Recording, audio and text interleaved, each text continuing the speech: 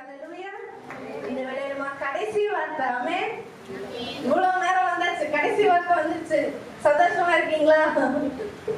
முடிக்க போறாங்க அப்படின்னு. ஆமென். ஹல்லேலூயா. ஹல்லேலூயா. எல்லாரும் சத்தமா ஹல்லேலூயா சொல்லலாமா? ஹல்லேலூயா. ஹல்லேலூயா. இந்த வேளையமா இந்த 7வது வார்த்தை என்னது? பிதாவே என் ஆவியை உங்களிடத்துல நான் ஒப்பு கொடுக்கிறேன் என்று சொல்லி ஆண்டவர் சொல்லுகிறதை பார்க்கிறோம். இந்த வார்த்தை லூக்கா 23:46 இருக்கிறது. இந்த வார்த்தையை பேசும்படியாக நம் மத்தியில் இருக்கிற பிரதர் டேனியலை கரங்களை தட்டி வரவேற்போம்.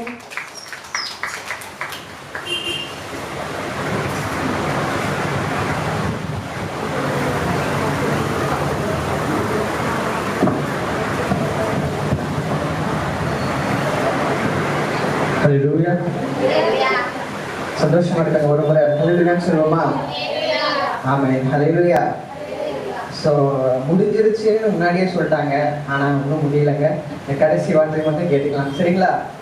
ஸோ கடைசி வார்த்தை என்னங்க?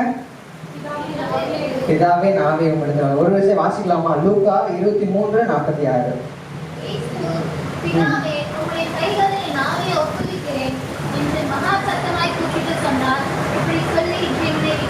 ஆமென். ஹல்லேலூயா. ஹல்லேலூயா.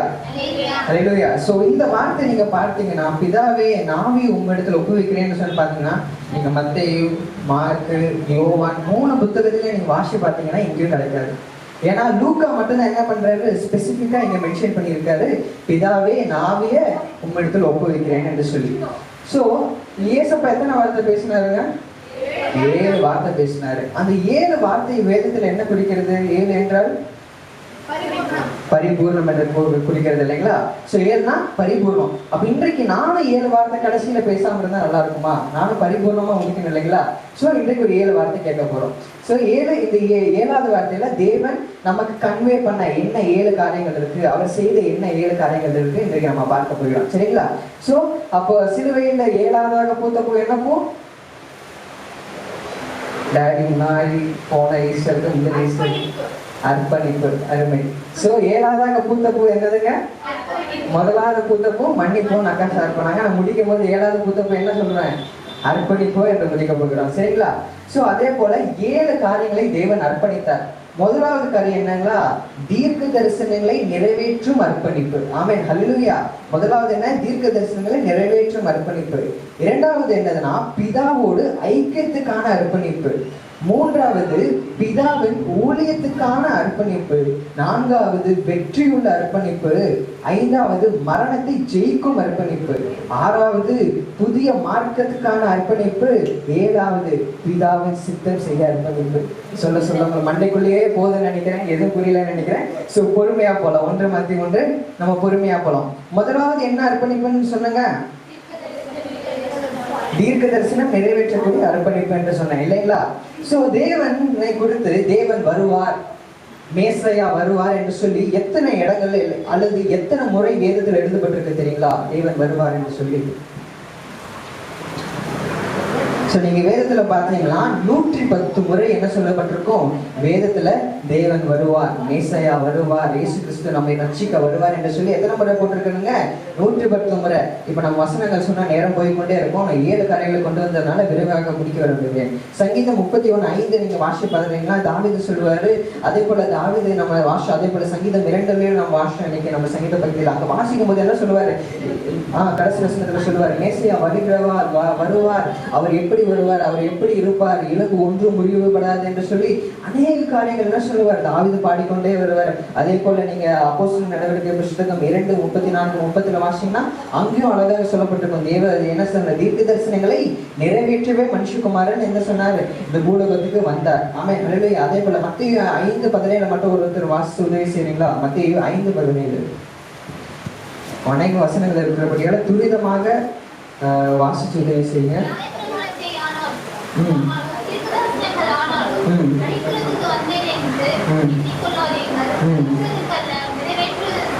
ஆமென். ஹல்லேலூயா. ஹல்லேலூயா. என்ன பண்றாரு தேவன்? என்ன பண்றாரு? எதுக்காக வந்தாரா?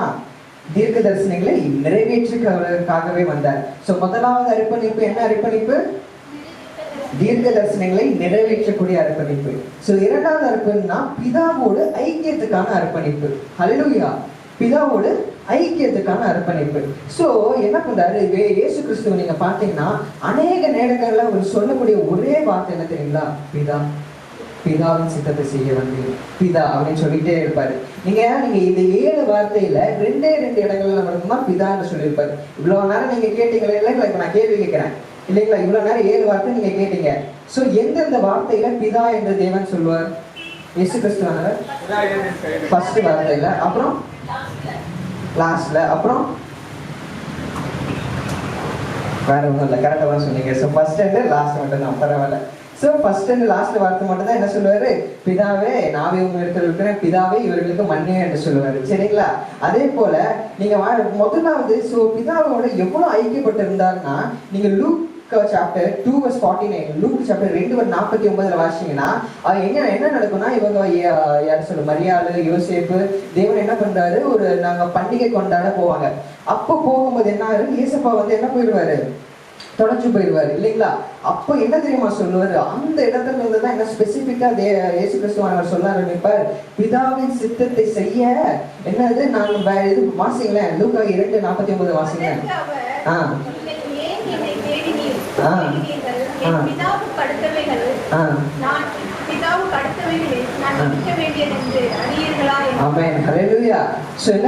பிதாவின் அடுத்தவைகள் தேவனுடைய காரியங்களை செய்கிறது அவ்வளவு ஐக்கியமாக இருந்தாரா? ஆமென், ஹல்லேலூயா. நீங்க வாசி பாத்தீங்கன்னா தெரியும், மத்தேயு 5, 6, 7 மட்டும் 17 முறையும், யோவான் 14, 15, 16 46 முறையும், யோவான் 17 6 முறையும் என்ன சொல்றாரு? பிதா பிதா பிதா பிதா என்று சொல்ல தேவனை கூப்பிட்டு கொண்டே இருப்பாரா. ஸோ என்ன பண்றாரு? இயேசு கிறிஸ்து எவ்வளவு பிஸியான பர்சன் உங்களுக்கு எல்லாருக்குமே தெரியும் இல்லைங்களா? அவளுக்கு ஒரு நிமிஷம் கூட யாருமே விட மாட்டாங்க. அவ்வளவு க்ரௌடடா, அவ்வளவு மத்தியில என்ன பண்றாரு? இயேசுவோட ஐக்கியத்தோட இருந்தாராங்களாம்.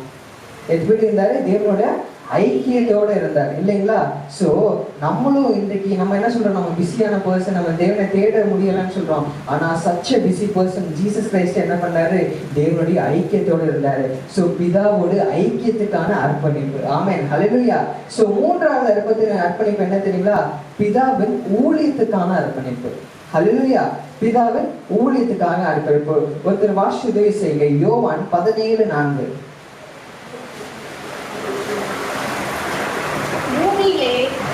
நான் உம்மை மகிமைப்படுத்தினேன். நான் செய்யும்படி நீர் எனக்கு நியமித்த கிரியையை செய்து முடித்தேன். ஹல்லேலூயா, ஹல்லேலூயா. தேவன் என்ன சொல்றாருங்க? இயேசு கிறிஸ்து வந்தது நோக்கம் என்ன? நம்ம பாவத்திலிருந்து மீட்பதற்கு, நமக்கு ரட்சிப்பு அடைவதற்கு. ஹல்லேலூயா. பாவிகளை ரட்சிக்கவே மனுஷகுமாரன் வந்தார் என்று வேதம் சொல்லுகிறது. சோ அவர் வந்த நிமிஷம் முதல் நம்ம முன்னாடி வருஷம் லூக்கா 2:49 என்ன பண்ணாரு? அங்க போய் பிரசங்கம் தான் பண்ணிட்டு இருந்தாரு. அது எவ்வளவு பெரிய பிரசங்கமா இருந்துச்சுன்னா வேத பண்டிதர்கள் என்ன பண்றாங்க? வீக்கத்தக்கதான் இருந்துச்சான். அவரு போய் எங்கேயும் கத்துக்கல, எங்கேயும் போல. சோ என்ன பண்றாரு? அந்த நிமிஷம் முதல்ல என்ன சொல்றாரு? அவருடைய ஊழியத்தை செய்யறதுதான் ஒரு முழு நோக்கமா இருந்துச்சு. ஆமென், ஹல்லேலூயா. முழு நோக்கமா இருந்துச்சு. நீங்க வாசிங்கன்னா யோவான் 5:20 அந்த தரிசனங்கள் எங்கிருந்து வந்ததுன்னா தேவன் இடத்துல வந்தது என்று சொல்லப்பட்டிருக்கோம். அதே போல யோவான் 5:36 நீங்க வாசிங்கன்னா இந்த வார்த்தைகள் தேவன் இடத்துல வந்தது. ஒரு வாசிங்களேன், யோவான் 5:36 மட்டும் வாசிங்களேன்.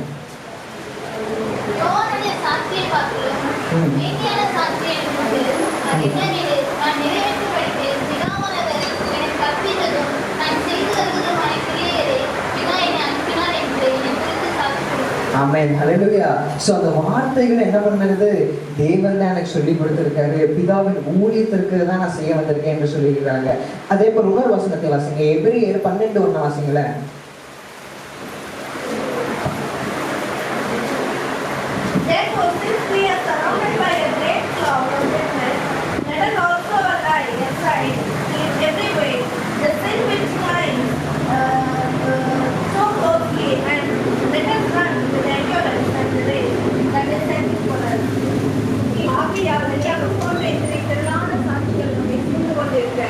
பாரமான யாவற்றையும் நம்மை சுற்றி நெருங்கி நிற்கிற பாவத்தையும் தள்ளிவிட்டு விசுவாசத்தை இருக்கிற இயேசுவை நோக்கி நமக்கு நியமித்திருக்கிற ஓட்டத்தை பொறுமையோடு ஓடப்படணும். ஆமென், ஹல்லேலூயா.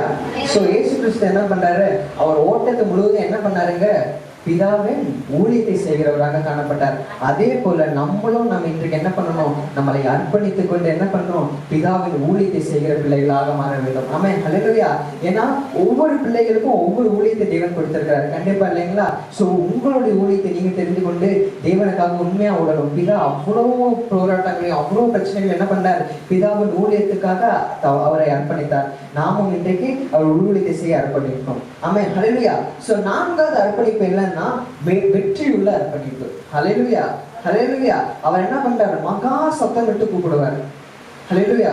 மகா சத்தம் விட்டு தான் என்ன சொல்றாரு, நம்ம ரொம்ப சத்தம் போடுவோம், நம்ம வழியில இருக்கும்போது ரொம்ப சத்தம் போடுவோம், ரொம்ப ஹாப்பியில இருக்கும்போது ரொம்ப சத்தம் போடுவோம். முன்னாடி வழியில சொல்லிட்டாரு, இப்போ என்ன சொல்றாரு, வெற்றி முழக்கத்தோட சொல்லுகிறார். அல்லேலூயா. பிதாவே நாவியே உங்க கரங்களில் அர்ப்பணிக்கிறேன். அல்லேலூயா. இது வெற்றியின் சத்தம். அல்லேலூயா. இந்த நான்காவது வார்த்தை, இந்த நான்காவது அர்ப்பணிப்பு என்னது, வெற்றியுள்ள அர்ப்பணிப்பு. அவர் எதெல்லாம் ஜெயிச்சாரு தெரியுங்களா? அவர் பாவத்தை வெற்றி சிறந்தார், அவர் சாபங்களை வெற்றி சிறந்தார், வியாதிகளை வெற்றி சிறந்தார், மரணத்தை வெற்றி சிறந்தார், சாத்தானை வெற்றி சிறந்தார். அதே போல இந்த உலகத்தின் காரியங்களை வெற்றி சிறந்தவராக காணப்படுகிறார். அல்லேலூயா.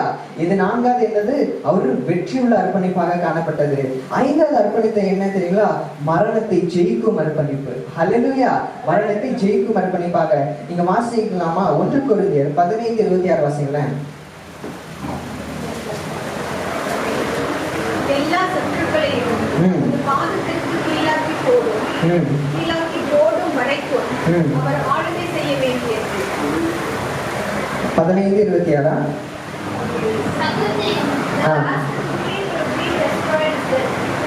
Victory over the death, after the victory he promises like this. Hallelujah, hallelujah, hallelujah. So என்ன பண்றாரு, மரணத்தையே ஜெயிக்கிற தேவனாக காணப்பட்டார். சரிங்களா? சோ மரணத்தை ஜெயித்து என்ன பண்றாரு, 3ஆம் நாள் நமக்காக உயிர்த்தெழுந்தார். சோ அப்படி நம்ம போன மாசத்தோட வாக்குத்தத்தம் என்னங்க,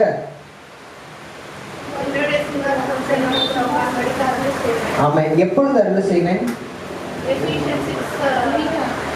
வாசிங்களேன், ரெவலேஷன் 3:21 வாசிங்களேன்.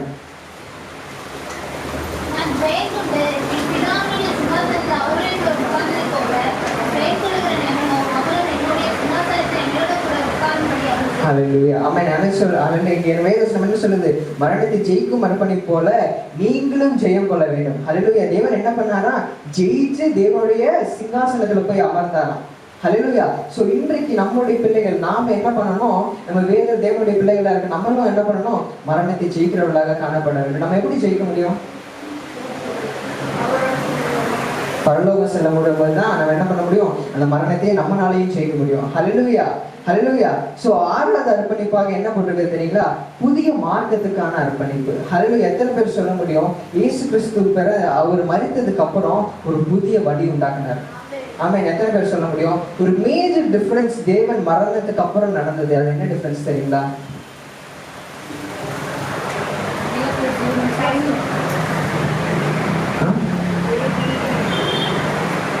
இல்ல, ஒரு பெரிய டிஃபரன்ஸ், ஒரு புதிய வேவே உண்டாச்சு அந்த இடத்துல தேவன் மரிச்ச பிறகுதான்.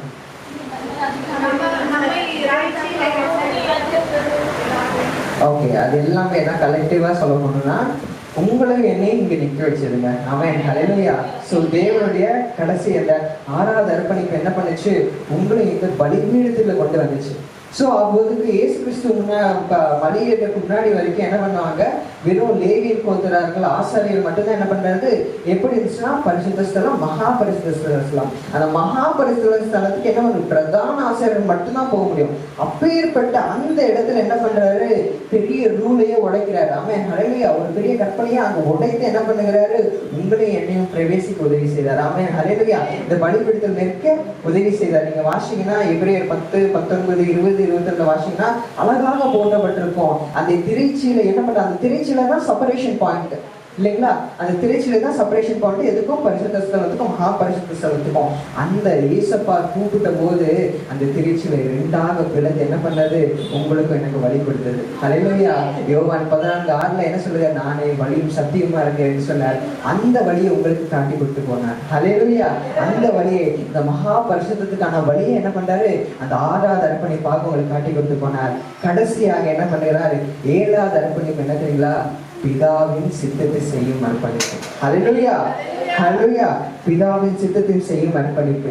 நீங்க வாசி பார்த்தீங்கன்னா மத்தேயு 26:39, 42, 44 நீங்க வாசி பார்த்தீங்கன்னா கெத்செமனே தோட்டத்தோட சம்பவம் வரும். அந்த இடத்துல என்ன பண்றாரு? தேவன் வந்து வருத்தத்தோட கேட்பாரு, சப்பா உங்க சித்தம் தான் இந்த பாத்திரத்தை எடுத்து போடுங்கன்னு கேட்டுட்டு அடுத்த நிமிஷமே கேட்பாரு.